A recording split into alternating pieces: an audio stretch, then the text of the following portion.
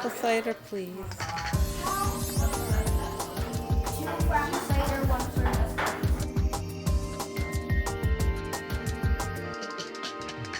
This is Red, the producer and writer of the show. This is Sylvia Small, Red's girlfriend. This is Yvonne Anderson, who ran the Sun Gallery. And this is Bill Barrell, who was the Walking Man, which was the name of the show, The Walking Man. What else would you like to know? How did I get there? I went there on vacation, 1956. And I wasn't a painter, I wasn't an artist. However, I saw art and I spoke to artists and I realized that's what I was inside. So anyway, I went back to Provincetown. I was very fortunate because I connected with people like Red Grooms, Tony Vivas, Bob Thompson, Bob Beecham. They were a new breed of artists that were revisiting the figure, an expressionist figurative.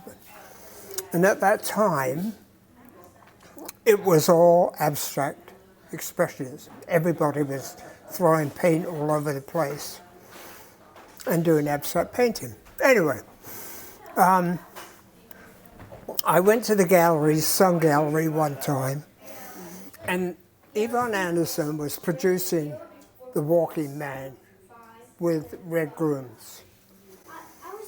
And her husband was going to play the part of the Walking Man. And I knew it was a very special thing.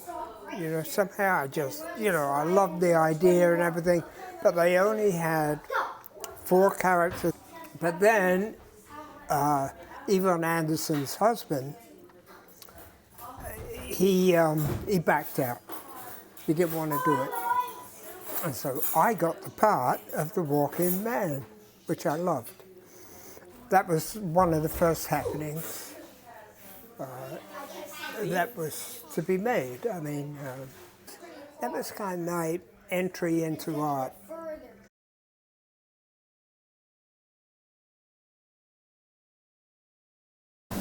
Well, it all started out, in 1954. I came out of the Air Force in 1952.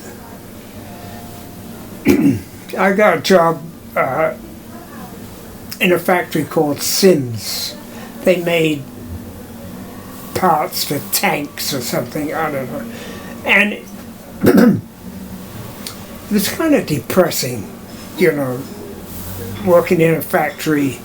And I used to think, is this what I'm going to do for the rest of my life, work in a factory, So anyway, I had this idea with a friend that we would go to Australia, and because they had big signs up, go to Australia, £10, you could go for £10, right?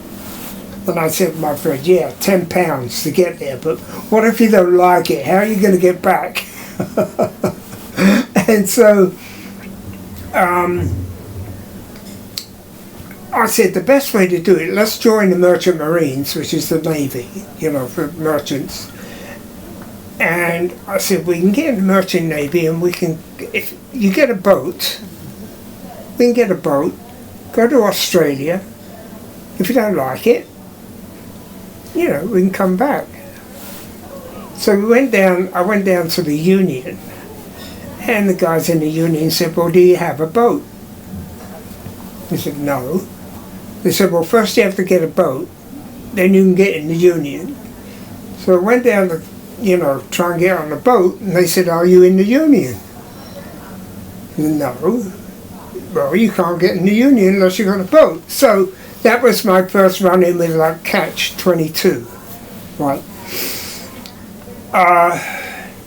And on my way back home, I said, to hell with this, and I went in the American Embassy. And I got all this paperwork, you know, and went home, and I said to my mother, I think I'm going to try America instead of this Australia thing. And she said, oh great! She wanted to go, you know, and I'd only thought of it in terms of myself going. I didn't see the whole family going. And the next thing I know, everybody's going, you know. And so we started a little club to save our money. We needed £50 each to get into the States. Georgia, it had been sunk 3 times during the war. When you walk down the passageways, it was like, you know, to get to your cabin, the boat was bent. It was all out of shape, and well, that was fun coming over, and God, that really was the old days when you came by boat. Now, you know, now you've got to have a lot of money to go by boat. But I think it's the best thing I did. I can't say for Terry or Janet or anybody, but I know that I loved it. I got to America, I liked it. It was warmer. It was a lot more exciting, a lot more opportunity and whatnot. And within a year I had a car, you know, which would never have happened in England, you know. I had a nice green Plymouth convertible car, you know, and you could drive, you know, it's like being in a movie. And so I worked in another factory, and Terry and I were going to go on vacation, and I visualized this road that went up along the New England coast, overlooking the sea. Anyway, so Terry and I went on vacation, and this guy said to us before we left, he said, oh, you're going to go up that way. He said, make sure you go to Provincetown. It's a fun place. I broke my leg coming out of the lobster pot, or something, you know. But for me, it was like an epiphany. There was something I always wanted to do, and I never knew what it was, and I never had any guidance in school or... I saw the art world, I saw art, I saw artists, I saw a way of life, and boom, it was like it all came together. This is it. This is what I want. It's, you know, and I knew I wanted to go back there and paint.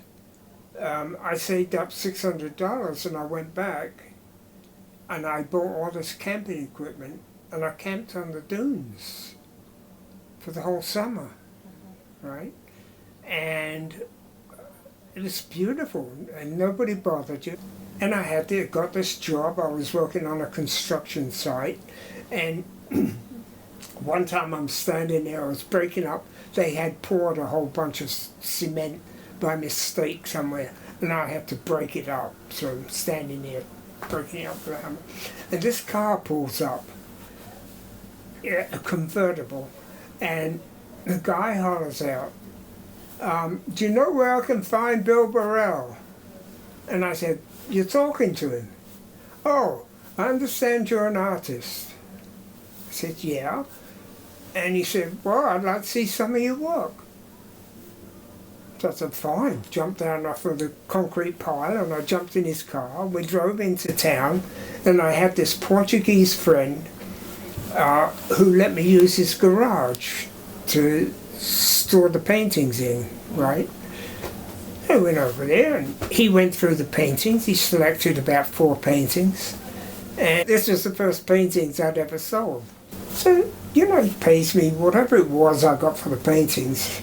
But anyway, the next day somebody said, well, you know who that was you were talking to, he saw the painting. He said, that's Walter Chrysler. He's a big collector.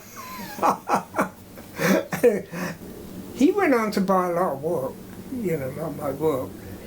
But this was my first year painting, and to have a connection with someone like that, I loved it in the winter. You know Tony Vivas, right? And he lived there year round, and he was very influential. The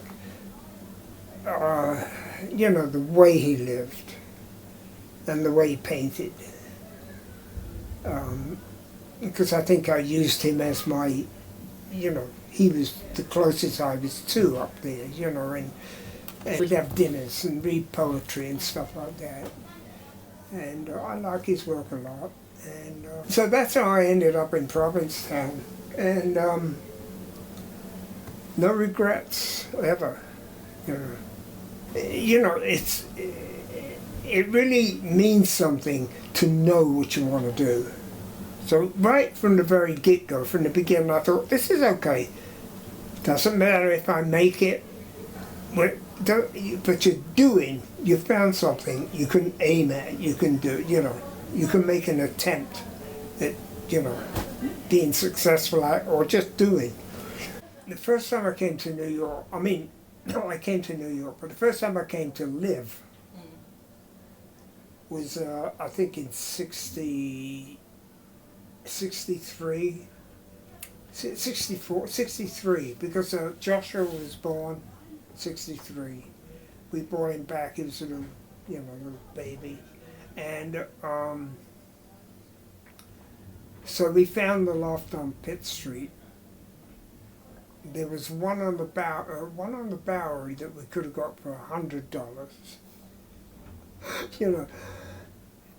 And I found the one on Pitt Street, which was $90. And it's so funny, in those days, $10, that was your telephone bill, Because I lived with Bob Thompson in Ibiza. We'd been together there for about a year and a half, Married to Carol then. And the funny story was, when we lived on farms, we both had farms, fincas, and they got a ticket, they got one air ticket to go back to New York, right? And Bob said, I'll go back and I'll send you a ticket, Carol. And Carol said, oh no you won't, I'll go back and I'll send you a ticket. So Carol went back and left Bob there. And then she sent him a ticket, right? He got the ticket, he packed his little bag and left. And he left all of his paintings in his farm, right? So we were going to be leaving about 2 or 3 months later. So I rolled up all his paintings, right? Because the farmer would have just used them for, boarding up the windows or something. And so I rolled up all his paintings, must have been 10, 12 paintings, and his books. He had a lot of books on Goya and stuff like that.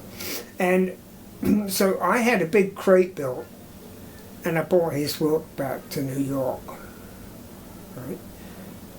And he gave me a painting for doing that, about 45 by 32, painting from his Goya period. And it was terrible because he got all his work back and his books, and I got the painting from him, right? When I went to down to St. Bart's, the French West Indies, I thought, what am I going to do with Bob's painting? I thought, well, the best thing to do is let Carol keep it for me. So I gave it to Carol to keep for me, right? When I came back and I wanted my Bob Thompson back, I went over, I called her up and I said, can I get my, my painting back? She said, Bill, I don't consider it your painting anymore. I said, what do you mean? She said, well, I had it stretched and framed and it's mine. And I said, Carol!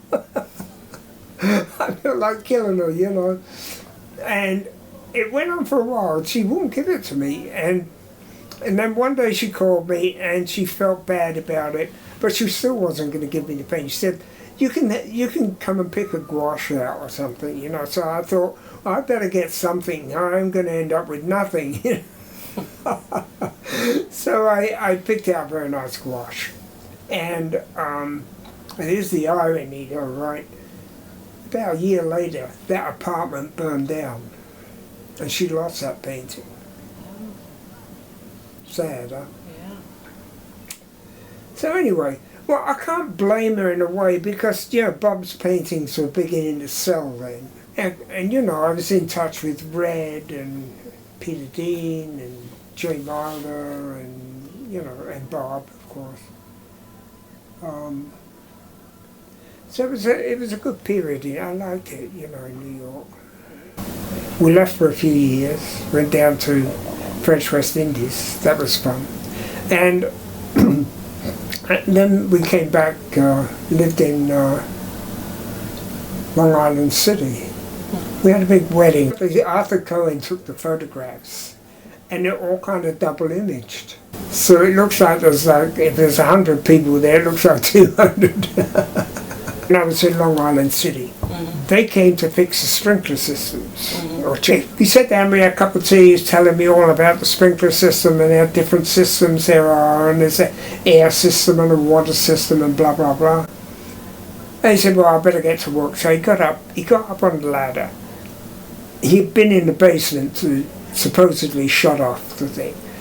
And he took off the sprinkler head, and he had shut off the wrong section. And I could hear this hissing. It had to have been the air system. This is an air system. And it was, and then it was like Moby Dick. It was like this rusty water, you know, come flying out of the thing, hit the ceiling, and it went all over a painting I had on. I got compensation for that. Because it was a big painting and I don't know where I was going with it, and it was a mess anyway. They sent an arbitrator over, and he was English. So he sat and had another cup of tea. And anyway, I got $5,000 for that. So then I parlayed that into going into Manhattan, you know, because we were in Long Island City, and I found the loft in Manhattan. And then I had a lease for 6 years, and they sold the building, and they bought my lease. So I had a 3-year lease, so they bought the lease for $15,000. So then I took that $15,000, went over to Jersey City, and bought a big old brownstone. Went from Jersey City to East. And last year, there's a university down in Virginia, in Norfolk. They got in touch with me. They wanted to know, could they publish this painting that they had, that Walter Kreiser's wife had donated to this university, but they wanted permission to be able to kind of document it, you know, and put it in a catalogue or something. And I said, yeah, fine. I said, but I don't know which one it is, and I'd like to see it, because this was one of my first paintings, right? So they sent me a picture of it, and it really surprised me, because I thought, oh God, it's going to be a piece of dreck, you know.